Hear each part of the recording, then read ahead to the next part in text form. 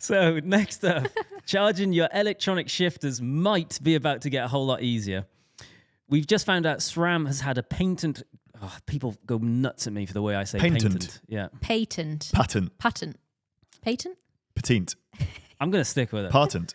We found out SRAM have had a patent granted for a solar panel that could connect to your frame, water bottle, or mudguard and charge your batteries. The system wouldn't charge the component directly. Instead, it's designed to charge a spare battery for a derailleur or dropper post. So when you run out of juice, you swap the batteries over. Good. So I had some thoughts about this, and I searched this morning, how long does a SRAM battery last? And they claim that it lasts for 60 hours of riding. So, in what scenario would you need a spare battery on a ride? And pretty much the only thing I can think of is off-grid bike packing. No, because 60 hours sounds great.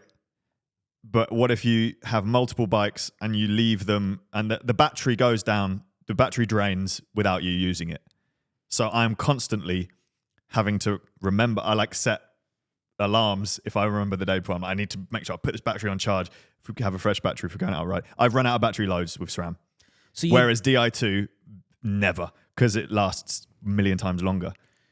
But surely you'd be better off getting one of those 4-block battery chargers and either just when you finish a ride or every now and again you just bang them in there, or having a couple of extra batteries just living there. There's surely not a scenario where you're out and you go, oh, there's my 60 hours up.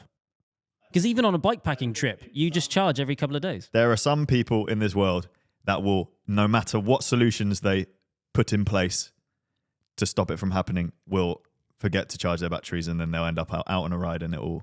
Me. Yeah, Lawrence has done a Premier calendar with a battery pack in his pocket connected to his Di2. but that's it's like it just happens. It's still going to happen. Some people just are not organized in that way. Our brains don't work in that way. Sorry. So I was actually thinking I was thinking that maybe this is more than it appears to be. Ooh. And I was thinking that maybe it is going to be more of a battery pack. So essentially, you solar charge a battery, which you can chuck into a dropper or a mech, but maybe there's going to be the option of plugging something into it so that you could charge your light whilst you're bike packing or your head unit. So maybe it is actually going to be more. Because it feels to me like if the only thing it does is allow me to switch out a battery into one of my mechs or a dropper post, then it's nearly redundant. It's so niche. It's like so unbelievably niche. You would get one because you'd be like, well, I always get it. And then you'd probably forget to put the mudguard on. You'd have to get one for every bike. I'm not going to put a mudguard on my bike either. So it'd have to be a bottle. It's extra stuff. No extra stuff. Yeah. I don't know. If you're bike packing, like you were saying, and you're serious about it, people run dynamos, which are really good. I know this is not overrated, underrated, but I think they're underrated. Because they don't really give you much more drag, especially in a situation where you're bike packing, you're not racing, and still the ultra races use dynamos. Yep. And you got your lights plugged in, you got your, you can charge things, whatever you want. You can just plug it in with a normal cable, like iPhone, into your dynamo thing. You probably, well, I'm hoping you listen to the Wild Ones podcast whilst you're away, and I don't want to know the answer. We're just going to assume that you did.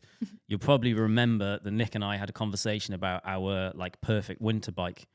And I want to build a winter bike that has dynamos, and it's just permanently set up with front light, rear light, head unit, just all wired in and just runs off a dynamo. I think that'd be sick. I do like dynamos. Yeah, I love that bit of the podcast. I hope that they are going to make it something that charges a battery, and then that battery can also act as a battery pack. But I don't think it would have enough charge, but we'll just negate That's the other problem. It would take so long to get even one SRAM battery's worth of charge. Is hours and hours and hours and hours and hours. 60 hours. 60 hours. Is that what you said earlier? Well, that's how much one lasts. So as long as